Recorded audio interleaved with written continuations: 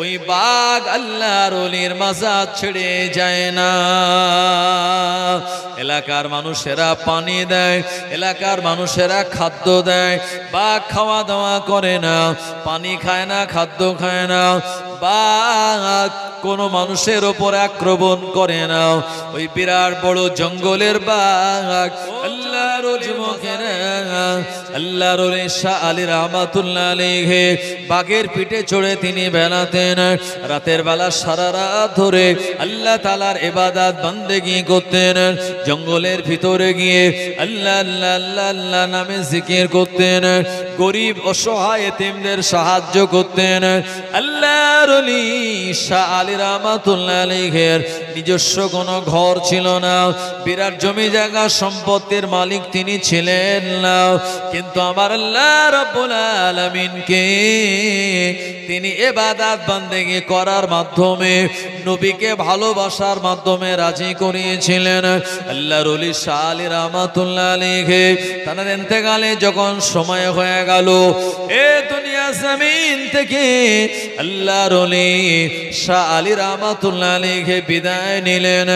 ও মুসলমান ভাইরা আমার, বসিরহাট এলাকায় একটা নির্ধারিত জায়গায় তানাকে ওই জায়গাতে দাফন দেওয়া হলো। কিন্তু কি অবাক ব্যাপার, যে বাঘের পিঠে চড়ে বেড়াতেন ওই বাঘ আল্লাহর ওলির মাজার ছেড়ে যায় না। এলাকার মানুষেরা পানি দেয়, এলাকার মানুষেরা খাদ্য দেয়, বাঘ খাওয়া দাওয়া করে না, পানি খায় না, খাদ্য খায় না। বাঘ কোন মানুষের ওপর আক্রমণ করে না। ওই বিরাট বড় জঙ্গলের বাঘ আল্লাহর ওলির মাজারের দিকে চেয়েছে, অঝোর নয়নে তার চোখ দিয়ে পানি গড়িয়ে যায়। মানুষ চেনেনি আল্লাহর ওলিয়া ওলিয়াদের, কিন্তু জঙ্গলের বাঘ চিনেছিল। বাঘ কাঁদতে লাগলো, সবাই প্রচেষ্টা করলো তাকে কিছু খাওয়ানোর। কত দামি দামি গোস্ত দেওয়া হয়, বাঘ খায় না। পানি দেওয়া হয়, তাও খায় না। এটা খেতে খেতে, না খেতে খেতে বাঘটা জরাজীর্ণ শীর্ণকার হয়ে গেল। এই বাঘটা কম বেশি 1 মাসের অধিক সময় আল্লাহর ওলির কবরের দিকে তাকিয়ে তাকিয়ে বসে থাকতো আর কাঁদতো। একটা সময় তার না খেয়ে, পানি না পান করে আল্লাহর ওলির শোকে বাঘ বড় দুর্বল হয়ে গেল। না খেয়ে এই জঙ্গলের বাঘ আল্লাহর ওলির মাজারের পাশে ইন্তেকাল করলো। ও মুসলমান ভাইরা আমার, বসিরহাট এলাকা তৎকালীন জামানার মানুষেরা বাঘের পায়ে দড়ি বেঁধে ভাগাড়ে ফেলে দেয় নাই, মানুষের মতো তাকে গোসল দিয়ে আল্লাহর ওলির সঙ্গে থেকেছিল যে বাঘ, তাকে কাফন পরিয়ে আর হুজুরের মাজারের পাশে বাঘের জন্য কবর খুঁড়ে হুজুরের পাশেই ওই বাঘটাকে দাফন দিয়ে দিয়েছিল। ও মুসলমান ভাইরা আমার, শাহ আলী রহমাতুল্লাহ আলাইহির মাজারের পাশে আজও বাঘের কবরটা বিদ্যমান। জোরে বলুন, আছে না নাই? আমি কি মিথ্যা বললাম না সত্য বললাম? মুসলমান ভাইরা আমার, তাহলে দুনিয়ার জমিনে যারা ওলিয়া ওলিয়া হয়, বাঘেরাও তারা চেনে। মুসলমান ভাইরা আমার, কুকুর আল্লাহর ওলিয়া ওলিয়াদের চেনে কি চেনে না? আসহাবে কাহাফ 7 জন আল্লাহর নেক বান্দা, বাদশা এলাহান করে দিল, আমার এলাকায় থাকতে গেলে আমায় খোদা বলে মানতে হবে। 7 জন আসহাবে কাহাফের ব্যক্তি বলল, এই এলাকায় থাকা যাবে না, কারণ আমাদের ঘর বাড়ি জমি জায়গা বাসস্থানের থেকে আমাদের ইমানের দাম বেশি।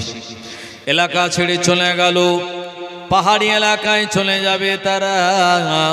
বাদশা এলাহান করে দিল, আমার এলাকা ছেড়ে কাউকে যাওয়া যাবে না, আমাকে সবাইকে খোদা বলে মানতে হবে।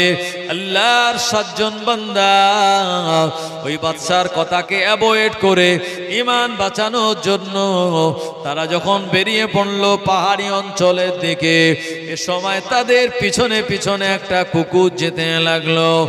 ও মুসলমান মেয়েরা, আমার জওয়ান যুবকেরা, আল্লাহর ওলিরা ওই কুকুরটাকে জিজ্ঞাসা করলো, এ নিকৃষ্ট নিকৃষ্ট জানোয়ার কুকুর, তুই আমাদের সঙ্গে কেন হেঁটে হেঁটে যাস? কুকুর বলল, যে এলাকায় আল্লাহর ওলি নাই আমিও ওই এলাকাতেই থাকবো না। যেখানে ওলি নেই সেখানে আমি থেকে কি করব? জোরে বলেন সুবহানাল্লাহ। তাহলে ওলিয়া ওলিয়াদের একটা বিরাট পাওয়ার ক্ষমতা আল্লাহ দিয়েছে কি দেয়নি? তো কুকুরও আল্লাহর ওলিকে চিনে, আল্লাহর ওলিদের সঙ্গে চলে গিয়েছিল পাহাড়ি এলাকায়। আর এই কুকুরটাকে আল্লাহ জান্নাত দেবে। এই কুকুরটাকে আল্লাহ কি দেবে? জান্নাত দেবে। মুসলমান ভাইরা আমার, জওয়ানেরা, যুবকের, এই কুকুরের নাম হলো কিতমির। কি নাম? কিতমির। মুসলমান ভাইরা আমার, তো আমার বলার উদ্দেশ্য হলো আল্লাহর ওলিয়া ওলিয়ারা যে এলাকায় থাকে সে এলাকাতে আল্লাহ বিপদ আপদ বালা মুসিবত গজব থেকে আল্লাহ হেফাজত করে দেন। জোরে হবে না সুবহানাল্লাহ? এই যে আপনাদের এলাকায় যে আল্লাহর ওলি আছেন, ইনি 22 আউলিয়ার একজন নাকি? 22 আউলিয়ার একজন কি না? মুসলমান ভাইরা আমার, এই 22 আউলিয়ার আরেকজন আল্লাহর ওলি আছেন আপনার বেড়াচাপা থেকে যে রাস্তা হাড়োয়া, এই হাড়োয়ার জমিন আছে, তার নাম হলো গোরাচাঁদ ওরফে আব্বাস আলী রহমাতুল্লাহ আলাইহি। আছে না নাই? আব্বাস আলী রহমাতুল্লাহ আলাইহি তিনি যখন ও জামানায় আসলেন, বেড়াচাপা এই এলাকায় রাজত্ব করত একজন রাজা। এই রাজার নাম হলো রাজা চন্দ্রকেতু। রাজা চন্দ্রকেতু বললে, এই এলাকা আমার, এ ফকির তোমার বাড়ি কোথায়? আর আমার এলাকায় তুমি বসো, এখান থেকে চলে যাও, গেট আউট। আল্লাহর ওলি বললেন, আমার আল্লাহ শুনিয়েছেন কোরআন মাজিদে, ইন্না রাব্বাকুমুল্লাহুল্লাযী খালাকাস সামাওয়াতি ওয়াল আরদা ফি সিত্তাতি আইয়াম সুম্মা ইসতাওয়া আলাল আরশ। আল্লাহ রাব্বুল আলামিন আসমান আর জমিনকে 6 দিনে বানিয়েছেন, তারপরে তিনি আরশের উপরে সমাসীন হয়েছেন। আমার আল্লাহ শুনিয়ে দিয়েছেন, কুল্লু মান আলাইহা ফান, এ দুনিয়ার যা কিছু আছে সব কিছু ধ্বংস হয়ে যাবে।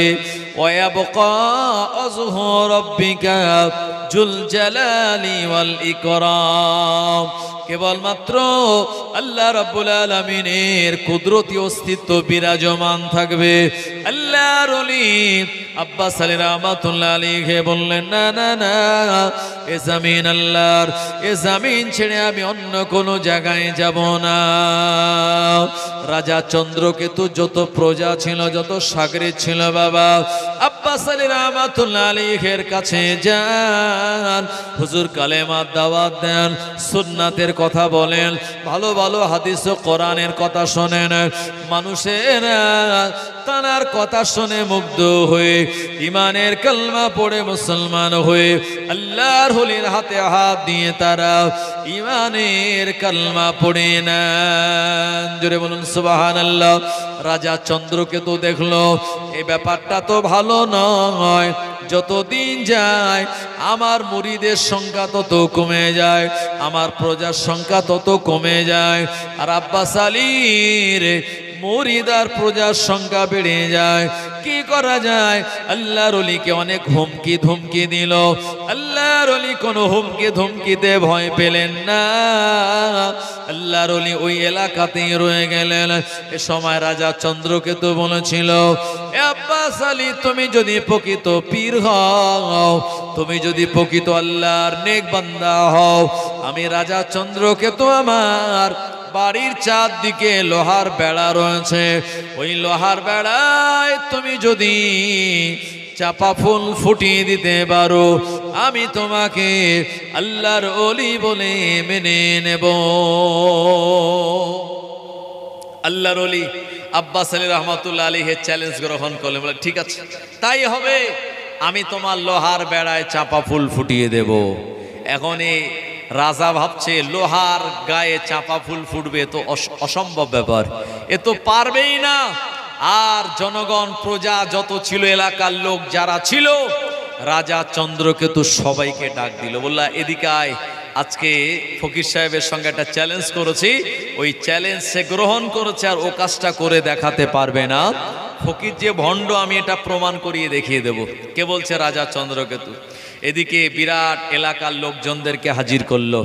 আল্লাহর ওলি আব্বাস আলী রহমাতুল্লাহ আলাইহি আল্লাহ পাকের দরবারে দোয়া চেয়ে বললেন, ও রব্বুল আলামিন আল্লাহ, আপনি কোরআন মাজিদে শুনিয়েছেন, অত ইজ্জু মান তাশাউ ওয়া তুযিল্লু মান তাশাউ বিয়াদিকাল খায়র ইন্নাকা আলা কুল্লি শাইইন কাদির।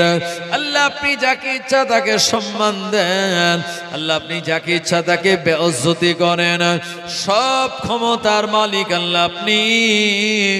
ও রব্বুল আলামিন আল্লাহ, এমন করে এই বাদশা আমার সঙ্গে চ্যালেঞ্জ গ্রহণ করেছে, আমি চ্যালেঞ্জটাকে অ্যাকসেপ্ট করেছি। ও রব্বুল আলামিন আল্লাহ, আপনি আমার ইজ্জত সম্মানকে রক্ষা করুন। এ সময় আল্লাহর ওলি রাতের বেলা যখন ঘুমিয়ে পড়লেন, তানার উপরে ইলহাম হয়ে গেল। আল্লাহর ওলিকে ইলহাম দিয়ে শুনিয়ে দেয়া হলো, এ আব্বাস আলী চিন্তা করো না, নির্ধারিত দিনে তুমি ওই লোহার বেড়ার দিকে আল্লাহর নাম নিয়ে হাত ইশারা করবে, হাত ইশারা করার সঙ্গে সঙ্গে আমি আল্লাহ লোহার বেড়াতে চাপা ফুল ফুটিয়ে দেব। হুজুর চলে গেলেন রাজার বাড়ি, আর অনেক প্রজাদের ডেকে বলছে, দেখ আজকে এই ফকির সাহেব কি করে একটু দেখতে হবে। রাজা বলছে, এই কই, তাড়াতাড়ি করো, এই লোহার বেড়ায় চাপা ফুল ফোটাও। এলাকার লোকজনদেরকে বলল, সবাই বেড়ার দিকে তাকিয়ে থাকো। এলাকার মানুষজনেরা ওই লোহার বেড়ার দিকে তারা তাকিয়ে থাকলো। আল্লাহর ওলি আল্লাহ তাআলার কাছে দোয়া করলেন, আমার আল্লাহ তৎক্ষণাৎ ওলির দোয়া কবুল করে নিয়ে রাজা চন্দ্রকেতুর বাড়ির চারিদিকে লোহার যে বেড়া ছিল ওই বেড়াতে চাপা ফুল ফুটিয়ে দিয়েছিলেন। আরো জোরে বলুন সুবহানাল্লাহ। ও মুসলমান ভাইরা, আমার সঙ্গে সঙ্গে এই দৃশ্য যারা দেখলো তারা অবাক হয়ে গেল। তারা বলল, আমরা কি স্বপ্ন দেখি না সত্য দেখি?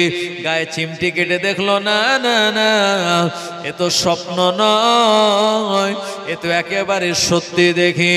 ও মুসলমান ভাইরা আমার, অনেকে আল্লাহর ওলির এমন বড় কারামাত দেখে ইমানের কালেমা পড়ে মুসলমান হয়ে গিয়েছিল।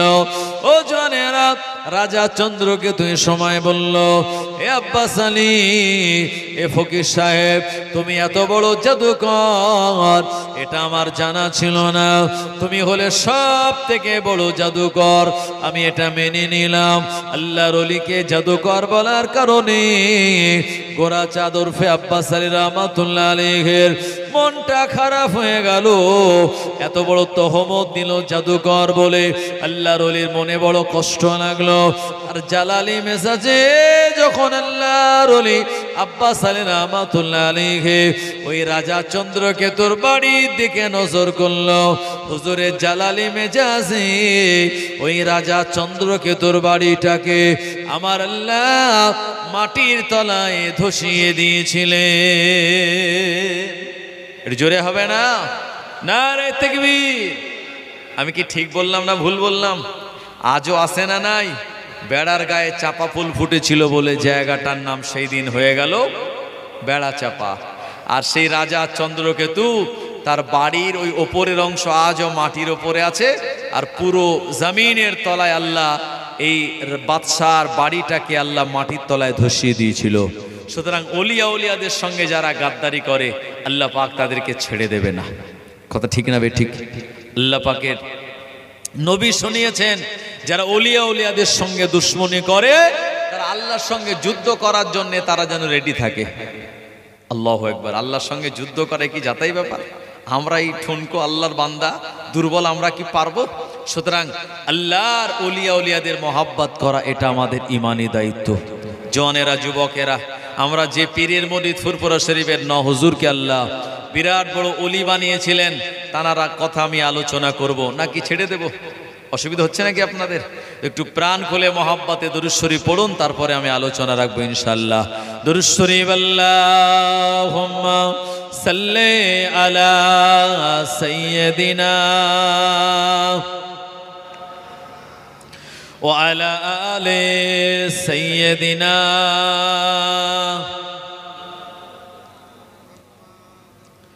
ও গো মোর প্যারা নবী, তুমি সৃষ্টির সবই। ও গো মোর প্যারা নবী, তুমি সৃষ্টির সবই।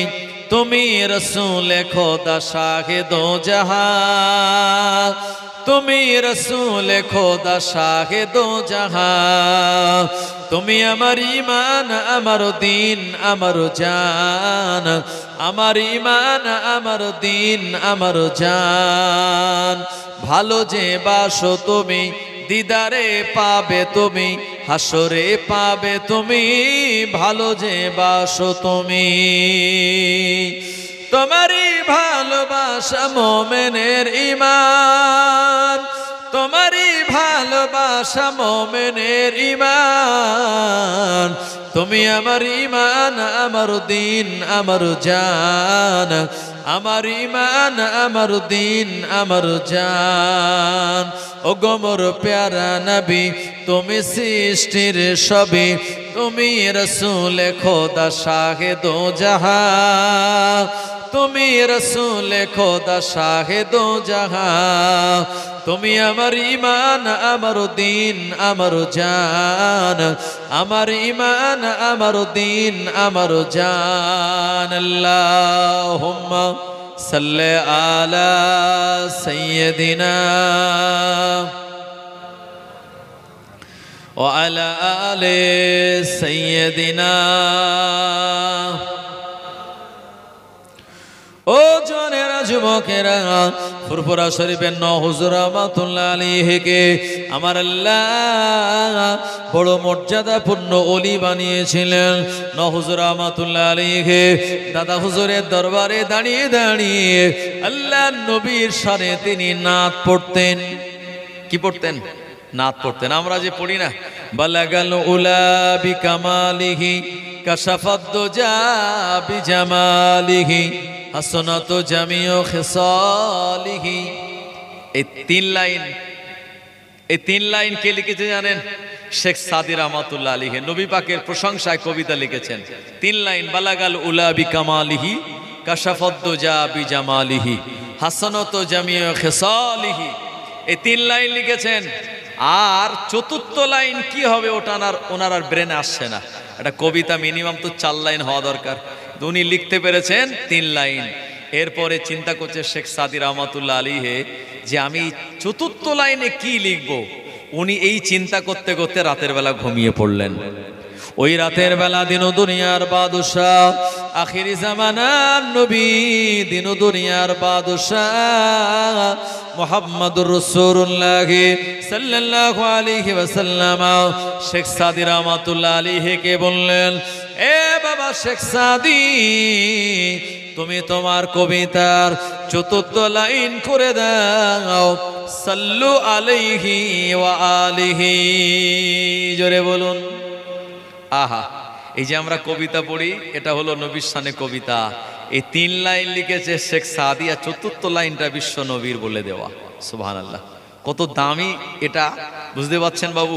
এই জন্য কিয়াম করার পরেই আমরা এই কবিতাটা নবীর শানে পড়ি, কারণ আল্লাহর নবী কবিতাটা পছন্দ করে তিনি 4র্থ লাইনটা নিজেই বানিয়ে দিয়েছেন। আল্লাহু আকবার, জোরে বলেন আল্লাহু আকবার। মুসলমান ভাইরা আমার, হুজুর রহমাতুল্লাহ আলাইহি নবীর শানে তিনি এই সুন্দর আরবিতে নাত পড়ছেন। তবে হ্যাঁ, আজকের জামানায়ও নাত পড়ছে, তবে সেই নাতগুলি সব ওই গজলের নামে তারা নানান রকম অন্যায় কাজে লিপ্ত। কথা ঠিক কিনা? ইয়াং মেয়েদেরকে জলসায় তুলছে, ইয়াং মেয়ে তাদেরকে দিয়ে গজল বলাচ্ছে, ইয়াং ছেলেরা গজল বলছে, মানে মেয়েটা যেখানে গজল ছাড়ছে ছেলেটা সেখান থেকে শুরু করছে। আর ওই মজলিসে ছেলে মেয়ে, বাড়ির বউ শাশুড়ি থেকে শুরু করে যারা আছে ভাই সবাই চলে এসেছে মজলিসে। এখন মেয়েরা ছেলেরা একসঙ্গে তাদের গজল শুনছে, আর এরা সব গানের নকলে ছেলে মেয়েরা যে গজল ডুয়েট করে তারা বলছে, এগুলি হলো শরীয়তে নাজায়েজ, এগুলি চলে না। তবে আরবিতে বা নবীর শানে গানের সুর ছাড়া এমনি গজল যেগুলি বলা হয়, এগুলি বিশ্বনবীর ইশকে মহাব্বতে। মুসলমান ভাইরা আমার, আল্লাহ পাক আমাদের সেই নবীর ইশকে ওই রকম সুষ্ঠুভাবে গজল বলা তৌফিক দান করুক। জোরে বলেন আল্লাহুম্মা আমিন। অনেকে গজলের সঙ্গে আবার বাজনাও লাগিয়ে দিয়েছে, তাই না? এগুলি হলো নাজায়েজ, এগুলো ঠিক নয়। জনেরা, যুবকেরা, যে কথা বলছিলাম, তো হুজুর বিশ্বনবীর শানে দাদা হুজুরের দরবারে, আব্বাজানের দরবারে তিনি দাঁড়িয়ে দাঁড়িয়ে নবীর শানে আরবিতে নাত পড়ছেন। বাচ্চা ছেলে নাত পড়ছে, এটা দাদা হুজুর একটু ডিস্টার্ব হলো। এ বাবা যাও বাড়ির ভিতরে যাও, এখানে লোকজন আছে, একটু কথা বলছি, যাও বাবা, একটু ধমক দিয়েছেন। আল্লাহর ওলি হুজুর রহমাতুল্লাহ আলাইহি বাড়ির ভিতরে চলে গেলেন বাবা, কিন্তু না না না, বাড়ির ভিতরে তিনি গেলেন না। আল্লাহর ওলি মুজাদ্দিদে জামানের দরবার থেকে মুহিব্বিনেরা ভক্তরা যখন বিদায় নিল, দাদা হুজুর বাড়িতে গিয়ে দাদি আম্মাকে জিজ্ঞাসা করলেন, এ আমার বিবি, তোমার বেটা কোন জায়গায়? দাদি আম্মা বলেন, হুজুর বাইরে গিয়েছিল, আপনার কাছেই তো ছিল, বাড়ির ভিতরে সে তো অন্দর মহলে আসে নাই। মুজাদ্দিদে জামান বললেন, আমি তাকে বাড়িতে আসার জন্য বললাম, ধমক দিলাম, কিন্তু বেটা আমার কোন জায়গায় গেল? দাদা হুজুর চিন্তা করে মনে হয় আমার বেটাটা রাগ করে অন্য কোন জায়গাতে চলে গেল। ফুরফুরা শরীফের চারিদিকে খোঁজা শুরু হয়ে গেল, বিভিন্ন জায়গাতে দোকানে দেখা শুরু হয়ে গেল, না না না, হুজুরকে কোনো জায়গায় পাওয়া যায় না। সবাই হয়রান হয়ে গেল, পেরেশানি হয়ে গেল, আমার বেটা নাজমুস শাহাদাত কোন জায়গায় গেল? ও নবীর উম্মত উম্মতানিরা, আল্লাহর ওলি যারা হয় মুজাদ্দিদে জামানের ভিতর আল্লাহ ইলমে মারিফাত, ইলমে বাতিনি দিয়েছিলেন। উনি ওনার ইলমে মারিফাতের এই চোখ দিয়ে উনি দেখতে লাগলেন গোটা এলাকায় আমার বেটাটা কোন জায়গায় গেল। এমন করে এলাকায় খুঁজে পাওয়া গেল না। মক্কা মদিনার দিকে চোখ বন্ধ করে অন্তরের চোখে নজর করলেন। ও নবীর উম্মতেরা, ইলমে বাতিনি চোখ দিয়ে দেখতে পেলেন হুজুর রহমাতুল্লাহ আলাইহি আল্লাহর নবীর রওজায়ে আতহারের সামনে দাঁড়িয়ে দাঁড়িয়ে আল্লাহর নবীর শানে নাত বলেন। জোরে হবে না? ও জোরেরা যুবকেরা, এ সময় মুজাদ্দিদে জামান ব্যাপারটা বুঝতে পারলেন, এটা তো যাতাই ব্যাপার নয়, বেটা আমার ছিল ফুরফুরা শরীফের জমিনে, এক ধমকে বেটা আমার মদিনা জমিনে চলে গেল। নিশ্চিতের পিছনে আল্লাহর নবীর মহাব্বত কাজ করে দিয়েছে। ও মুসলমান মেরা, আমার জনেরা, যুবকেরা, ও নবীর উম্মত উম্মতানিরা, আল্লাহর ওলি মুজাদ্দিদে জামান ওই দিন রাতের বেলা ঘুমিয়ে পড়লেন। রাতের বেলা স্বপ্নে খবে দেখলেন। আল্লাহর নবী মুজাদ্দিদে জামানকে বললেন, এ বাবা আমার উম্মত আবু বকর, তোমার বেটা নাজমুস শাহাদাত ফুরফুরা শরীফের জমিন থেকে যখন নাত পড়ে, আমি রাসূলুল্লাহ আমার শানে নাতগুলি শোনার জন্য তোমার বেটার চেহারার দিকে আমি তাকিয়ে তাকিয়ে দেখি। এ বাবা আবু বকর, তুমি ধমক দিয়েছ, তোমার বেটাটা মনে দুঃখ পেয়ে গিয়েছে, আর আমি মুহাম্মাদুর রাসূলুল্লাহ, আমার আল্লাহ রাব্বুল আলামিন তোমার বেটাকে আমার দরবারে পাঠিয়ে দিয়েছে। এখন তোমার বেটা নাত পড়ে, আমি রাসূলুল্লাহ তার নাত শুনে আমি নবী খুশি হয়ে যাই। এরপর থেকে আর জীবনে কোনোদিন দাদা হুজুর হুজুরকে আর বকাবকি করেননি, কারণ এই ছেলেটা স্পেশাল ছেলে, এই ছেলেটা যাতাই ছেলে নয়, একদমকে মদিনাতুল মুনাওয়ারায়। মুসলমান ভাইরা আমার, হুজুরের দরবারে মানুষেরা যাচ্ছে, টাকা পয়সা দিচ্ছে, হুজুর কিছু টাকা নিয়ে ডান দিকের গদিতে রাখছেন, কিছু টাকা বাম দিকের গদিতে রাখছেন। এখন হুজুরের দরবারে যারা বসে আছে তারা বলছে, হুজুর কিরাম হুজুর বলো দিন, যত লোক আসছে টাকা দিচ্ছে সব তো গদির তলা লিখছে, বাদ বিচার কিছু করে না। এরপরে হুজুরের দরবার থেকে মুসাফা করে মানুষজনেরা চলে গেল। মুরিদেরা যারা বসেছিল, হুজুর বলেন, বাবা এই ডান দিকের গদি থেকে টাকাটা বার করে গোনো, বাম দিকের গদি থেকে টাকাটা বার করে গোনো। হুজুর মুরিদদের গুনতে দিলেন, গোনা যখন শেষ হয়ে গেল, হুজুর বললেন, বাবা আমার ডান দিকের গদির তলা টাকা গুলে একবার শুকে ঘ্রাণ নাও, এটা কেমন? দেখা গেল এই টাকার ভিতর থেকে কোনো গন্ধ পাওয়া যায় না, হালকা হালকা সুগন্ধে আসে। আর বাম দিকের টাকা যখন মুরিদদের নাকে দেওয়া হলো, এর থেকে প্রচন্ড পরিমাণে দুর্গন্ধ বার হয়। এ সময় ফুরফুরা শরীফের হুজুর রহমাতুল্লাহ আলাইহি বলেছিলেন, এ বাবা আমার মুহিব্বিন মুরিদেরা, আমার মুরিদ যারা আসলো এখানে, ফুরফুরা শরীফে অনেক মানুষ আছে, সুদখোর আসে, ঘুষখোর আসে, ডাকাত আসে, চোর আসে, গুন্ডা আসে, মোস্তান আসে, আল্লাহর ওলি আসে, নামাজি আসে, হাজি আসে, গাজী আসে। আর আমার কাছে মুসাফা করে যারা টাকা দিল, আমি বেছে বেছে যে টাকাগুলো ডান দিকে রাখলাম এগুলো হালাল, আর বাম দিকে যে টাকা দিয়ে গন্ধ বার হয় এগুলি হলো হারাম, সুদের টাকা। কি বলেন, জোরে হবে না? আর আমরা হুজুর আমাদের পকেটে যা দিয়ে দেয়, আমাদের সেসব মানে বোঝার মতো, বাদ বিচার করার মতো ক্ষমতা, ইলিম আমাদের আছে ভাই? তো যাদের ছিল তাদের সঙ্গে একটু থাকতে আমাদের মন চায় কি চায় না? আমাদের তো নেই, তো তাদের বিরোধিতা না করে তাদের সঙ্গে থাকা, এটা হলো ইমানদার বুদ্ধিমান মানুষের পরিচয়। কথা ঠিক বললাম না ভুল বললাম? জওয়ানেরা, যুবকেরা, ও নবীর উম্মতেরা, আল্লাহর ওলি হুজুর রহমাতুল্লাহ আলাইহি এত বড় আল্লাহর ওলি ছিলেন বাবা, তার জীবনের ভেতরে লেখা রয়েছে। হুজুর আমার ফুরফুরা শরীফের জমিনে মুরিদদের নিয়ে তিনি তালিম দেন। আসরের নামাজের আজান হয়ে গেল, আল্লাহু আকবার, আল্লাহু আকবার। হুজুর বললেন, বাবা মুরিদেরা, ফুরফুরা শরীফের এই মসজিদে গিয়ে তোমরা আসরের নামাজটা আদায় করে আসো। হুজুর নিজে নামাজ আদায় করতে বলে হুজুর মুরিদদের বলে হুজুর নিজে ঘরের মধ্যে গেছে। এরপরে মুরিদেরা নামাজ কালাম পড়ে দরবারে এসে বসে আছে। কিছু মুরিদেরা ভাবছে, হুজুর কিরাম হুজুর বলো তো, আমাদের মসজিদে যেতে বলে হুজুর নিজে বাড়ির মধ্যে গেল, আসরের নামাজ বা জামাতে পড়লো না। জামাতে নামাজ পড়লে 27 গুণ সওয়াব বেশি, বাড়িতে পড়লে এত সওয়াব হয় না। এরকম সব মুরিদ তো আর সমান নয়। কিছু মুরিদ, কিছু মানুষ আছে যারা ফুরফুরা শরীফের হুজুরদের ভুল ধরতেই ব্যস্ত তারা, আবার কিছু মানুষ আছে তারা হুজুরদের ভালো জিনিসটা খোঁজার জন্য তারা ব্যস্ত। কথা ঠিক কিনা? মসজিদে কিছু মুসল্লি আছে যারা জুতো চুরি করার জন্য যায়, আবার কিছু মুসল্লি আছে যারা আল্লাহকে পাওয়ার জন্য যায়। কথা ঠিক বললাম না ভুল বললাম? মুসলমান ভাইরা আমার, এখন এই যারা ওই হুজুরের খুব একটা মহব্বত করে না, তারা ব্যাপারটা নিয়ে একটু গোলাচ্ছে ভিতরে।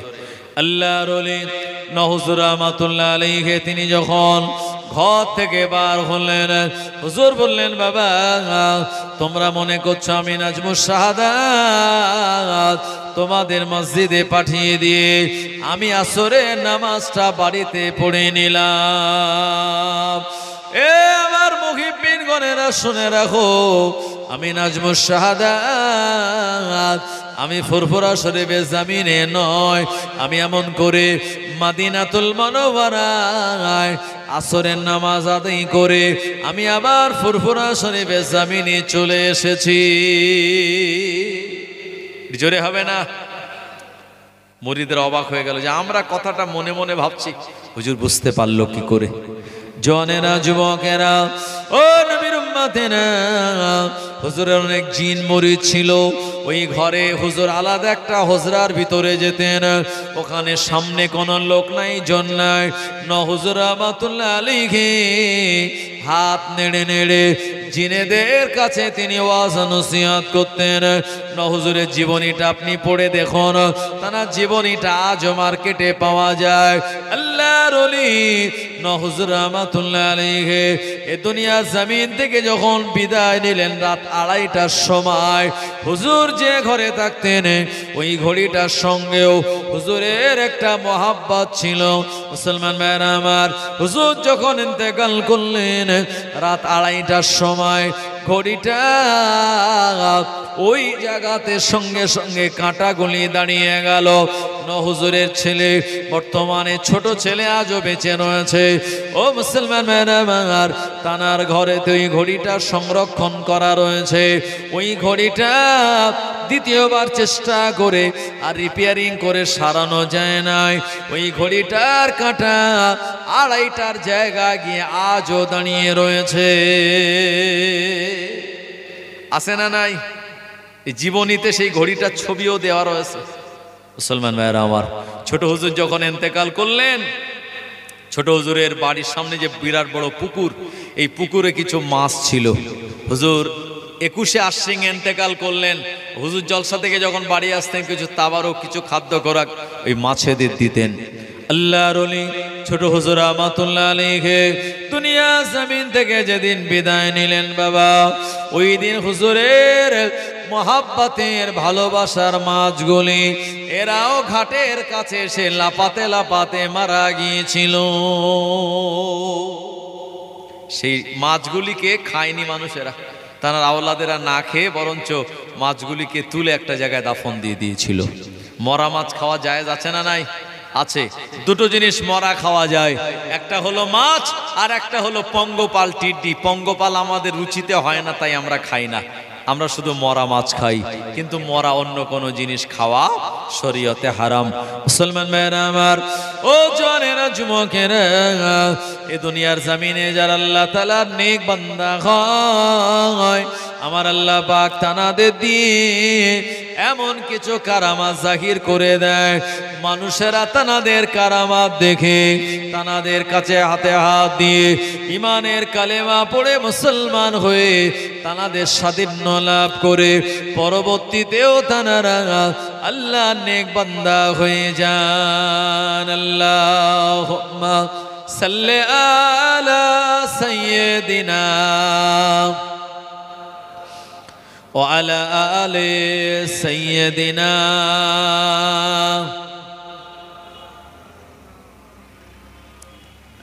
জামানা দিওয়ানা ও গো মা আমিনা, তোমার লালের নাই তুলনা মাগো, তোমার লালের নাই তুলনা। মোদের নবী জন্ম নিলেন যেদিন মক্কায়, শুকনো গাছে ফুল ফুটিল মরুর সাহারায়, ভাই মরুর সাহারায়। মাথা নত করে আল্লাহরই দরবারে, মাথা নত করে আল্লাহরই দরবারে উম্মতের জানাই শুভ কামনা মাগো, তোমার লালের নাই তুলনা। জামানা দিওয়ানা ও গো মা আমিনা, তোমার লালের নাই তুলনা মাগো, তোমার লালের নাই তুলনা। মেঘমালা ছায়া করে রোদনা লাগে গায়ে, গরম মরু পায়ের তলায় শীতল হয়ে যায়, ভাই শীতল হয়ে যায়। নূরানি বদনে হাওয়া চলে শানশানে, নূরানি বদনে হাওয়া চলে শানশানে। খেজুর পাতায় খেলায় সাবুদানা মাগো, তোমার লালের নাই তুলনা। আল্লাহুম্মা সাল্লি আলা সাইয়্যিদিনা ওয়া আলা আলি সাইয়্যিদিনা। हमको नबी मिला तो रहमतल लिल आलमीन मिला, और इमाम मिला तो इमाम आज़म नौमान बिन साबित मिला, और ओली मिला तो गौसुल आज़म मिला, और पीर मिला तो मुजद्दिद ज़मान मिल गया। कथा ठीक की ना?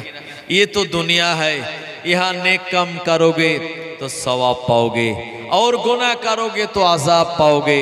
दुनिया में इंसान क्या खोया और क्या पाया। फिल्म आया इल्म गया, क्रिकेट आया काम गया, मोबाइल आया मुलाकात गया, রেওয়াজ আয়া সুন্নাত গায়া, দৌলত আয়া মোহাব্বত গায়া। কথা ঠিক কিনা মুসলমান ভাইয়েরা আমার? এই জন্য এই দুনিয়ার জামিনে আমরা এসেছি। আমাদেরকে আল্লাহ বিবেক দিয়েছেন, আমাদের সুস্থ মানসিকতা দিয়েছেন। আপনি আমি বিচার বিবেচনা করে যে রাস্তাটা হলো নবীদের দেখানো রাস্তা, ওলিয়া ওলিয়াদের দেখানো রাস্তা, ওই রাস্তায় চললে এ রাস্তার শেষ স্টেশন হলো আল্লাহর দয়ার জান্নাত। ওই জায়গাতে আল্লাহ পাক ইনশাআল্লাহ আমাদের পৌঁছে দেবেন। তার জন্য উচিত হলো আমাদের একটু নামাজ কালাম পড়া। কথা ঠিক কি না? আল্লাহর ওলিয়া ওলিয়ারা তারা কি নামাজ না পড়ে ওলি হয়েছিলেন? নামাজ পড়ে ওলি হয়েছিলেন। আল্লাহ নবী শুনিয়ে দিলেন, এ দুনিয়ার জমিনে যারা ফজরের নামাজ আদায় করে নেবে, আমার আল্লাহ তাদের চেহারার উজ্জ্বলতা বাড়িয়ে দেবেন। যে ব্যক্তি জোহরের নামাজ আদায় করবে, আমার আল্লাহ তার রুজি রোজগারে বরকত দেবে। আসরের নামাজ পড়লে পরে আল্লাহ পাক আপনার শরীরের সক্ষমতা দান করে দেবেন। মাগরিবের নামাজ আদায় করলে আমার আল্লাহ আপনার সন্তান আদিগুলিকে আপনার আনুগত্য বানিয়ে দেবে। এশার নামাজ পড়ে রাতের বেলা ঘুমিয়ে ফজরের নামাজে ওঠার নিয়াত থাকলে সারা রাতের ঘুমটাকে আমার আল্লাহ নফল ইবাদতের সওয়াব দান করে দেবে। কিন্তু আমরা তো বিপদে না পড়লে আল্লাহর নাম নেই না, মসজিদেও যাই না। কথা ঠিক কি না? বিপদ আপদ আসলে তখন আল্লাহর নাম নেই। এই জন্য কবি আফসোস করে বলেছে, ঘুমিয়ে ঘুমিয়ে করেছি কাজা ফজর আমি, তখনও জাগিনি যখনই জোহর, হেলায় দোলায় কেটেছে আসর, মাগরিবের ওই শনি আযান, এখনো জামাতে হাওরে শামিল, এর সাথে তোমার আছে স্থান, বাজিছে দামামা বাধরে আমামা, শির উঁচু করি মুসলমান, নয়া জামানার দাওয়াত এসেছে, ভাঙা কেল্লায় ওড়ে নিশান, দিন যায় রাত আসে, দিন যায় রাত আসে, কমিতেছে হায়াত, চিন্তা করে দেখো সবে সামনে মত, হাসে খুশি রং তামাশা ছাড়িয়া এখন করো সবে আল্লাহ আল্লাহ থাকিতে জীবন। মুসলমান ভাইরা আমার, এই তো আমাদের জীবন। যে মসজিদের মাইকে আজান হয়, এই মসজিদের মাইকে একদিন আমাদের মরণের সংবাদ এলাহান হবে। হবে কি হবে না? যে খাটিয়াটা মসজিদে তোলা আছে, ওই মসজিদের খাটিয়া আপনার বাড়ির রাস্তা চেনে না, কিন্তু যেদিন এলাহান হয়ে যাবে আপনার নাম, মসজিদের খাটিয়া কিন্তু রাস্তা চিনে আপনার বাড়ির উঠানে এসে হাজির হয়ে যাবে। যাবে কি যাবে না বাবু? মুসলমান ভাইরা আমার, আমরা মশার ভয়ে মশারির ভিতরে ঢুকি, আল্লাহর আযাবের ভয়ে আমরা কি মসজিদে যেতে পারবো না? একদিন তোমারই নাম মসজিদে হবে এলান, একদিন তোমারই নাম মসজিদে হবে এলান, তৈরি থেকো তৈরি রেখো কবরের মাল সামান, একদিন তোমারই নাম মসজিদে হবে এলান, বন্ধু স্বজন আত্মীয় পরিজন, বন্ধু স্বজন আত্মীয় পরিজন, পরিয়ে তোমায় নতুন কাফন, রেখে আসবে ওই কবরেতে, থাকবে না কেউ আপন, একদিন তোমারই নাম মসজিদে হবে এলান। হবে কি হবে না বাবু? এই এলান হয়ে গেলে হাতের ঘড়ি, চোখের চশমা, হাতের আংটি, মাথার টুপি, লুঙ্গি, জামা সব খুলে নেবে, আমাদের সাদা কাফন পরিয়ে, যে কাফনের কোনো পকেট নাই, দুনিয়া থেকে কিছুই নিয়ে যেতে পারবো না, যেমন এসেছিলাম খালি হাতে খালি গায়ে, আমাদের ওইভাবেই খালি গা করে দিয়ে একটা কাফন পরিয়ে আমাদেরকে দুনিয়া থেকে বিদায় করে দেবে। কথা ঠিক কিনা? তো ওলিয়া উলিয়ারা এত ফেমাস হয়েছেন কেন? কারণ দুনিয়ার জমিনে তানারা ছিলেন, এই দুনিয়াটাকে তানারা মুসাফির খানার মতো মনে করে মুসাফির হালাতে জীবন কাটিয়ে গিয়েছেন। আর আমরা তানাদের কথা ভুলিনি। আপনি আমি যদি আরাম আয়েশ করি এ দুনিয়ার জমিনে, যেদিন বিদায় নিয়ে চলে যাব আমাদের কথা মানুষ আর মনে রাখবে না। কথা ঠিক কিনা? একে মাইকেল জ্যাকসনের নাম শুনেছেন আপনারা? বিখ্যাত একজন পপ সিঙ্গার, বিরাট গান করতো, গোটা বডি প্লাস্টিক সার্জারি করে সে বডি পরিবর্তন করে দিয়েছিল। মুসলমান ভাইয়েরা আমার, কালো চামড়া লোক সাদা হয়ে গেল। এরপরে সে বলল আমি 150 বছর বাঁচবো, 150 বছর বাঁচার টার্গেট নিল। মাইকেল জ্যাকসন যখন গান করতে ডায়াসে উঠতো, হাজার হাজার যুবক যুবতীরা তাকে দেখে নাচানাচি করত। যে খাবার তাকে দেয়া হতো ডাক্তাররা পরীক্ষা করে দিত। অক্সিজেন যুক্ত ঘরে ঘুমাতো। তার অর্গান ডোনেট করার জন্য 20 জন লোক ছিল। কিডনি, হার্ট, লিভার খারাপ হলে তারা অর্গান ডোনেট করবে, তাদেরকে পুষেছিল। এত লাইফ প্রোটেকশন থাকার পরেও মাত্র 50 বছর বয়সে তার জীবন প্রদীপ নিভে গেল।